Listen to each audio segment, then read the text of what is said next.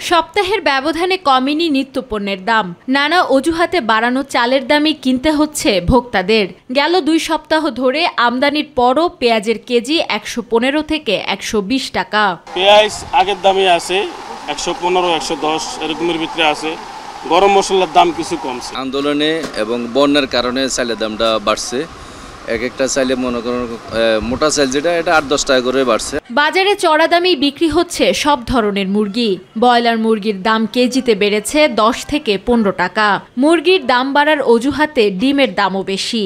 গরুর মাংস বিক্রি হচ্ছে কেজি প্রতি 780 টাকা দরে। রপ্তানি বন্ধ থাকলেও ইলিশ মাছের বাজারে রীতিমতো আগুনের উত্তাপ। গেল সপ্তাহের তুলনায় কেজি প্রতি দাম বেড়েছে 100 টাকা।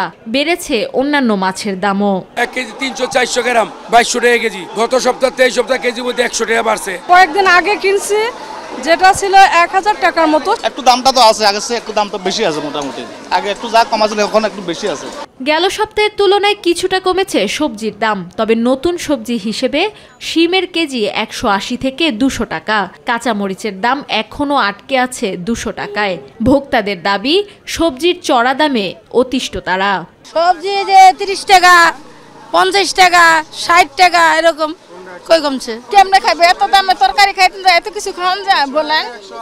গরু মাংস খাওয়া যায় না, মুরগিরও দাম, মাছেরও দাম। আলু যদি খাই যদি 80 টাকা 70 টাকা কেজি, তাহলে আমাদের মতো পোষায় না, আমাদের মতো সমস্যা, আমাদের মতো লোকজনের এসে সমস্যা। বাজারে মধ্যস্বত্বভোগীদের কারণেই দাম নিয়ন্ত্রণে নেই এমন অভিযোগ করেন ভোক্তারা। যেখান থেকে সাপ্লাই চেইনে মানে আমরা যেটা বলি যেখান থেকে যোগান আসছে ওখান থেকে আপনাকে কমাতে হবে, ওখানে মনিটরিংটা হতে হবে। আমেনা হীরা, মাই টিভি, ঢাকা।